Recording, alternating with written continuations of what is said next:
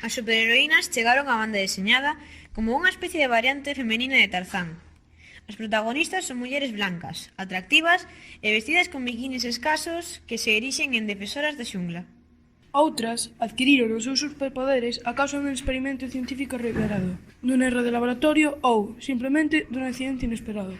Tamén hai mulleres da alta sociedade que se sinten aburridas da súa vida. Pasan de ser fillas de papá a loitadoras contra o crime, amparadas nunha identidade secreta e unha máscara. En todo isto non atopamos senón uns modelos femininos absolutamente sexualizados. Mulleres atractivas vestidas con roupa axustada e deseñada exclusivamente para a estimulación erótica masculina. Outra banda, logo da importante participación laboral das mulleres na Segunda Guerra Mundial, aínda que se intente que a muller volte a casa e recupere ese suposto lado feminino doméstico, o empoderamento feminino está en marcha.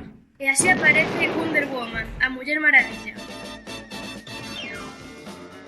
Wonder Woman, Wonder Woman. All the world is waiting for you. And the power you possess. Loita pola xustiza, o amor, a paz e a igualdade. Fighting for your rights. A súa mensaxe é: muller, podes valerte por ti mesma.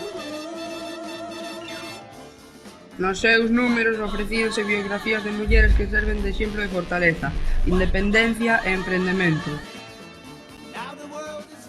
Sob a morte do seu creador, o psicólogo William Marston, a mensaxe feminista foi desaparecendo pouco a pouco.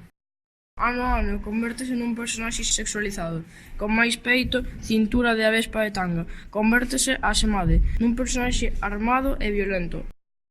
Xa no cambio de milenio, arredor do ano 2000, aparecen superheroínas reais. Representan un novo tipo de muller, actual, libre e desprovista de complexos. E intentouse recuperar a Wonder Woman dos valores orixinais. Para iso foi nomeada no ano 2016 embaixadora honorífica das Nacións Unidas para as mulleres e as nenas. Porén, este plan chocou coa protesta pola súa imaxe ao longo dos últimos 75 anos e fixo que o seu mandato rematase precipitadamente.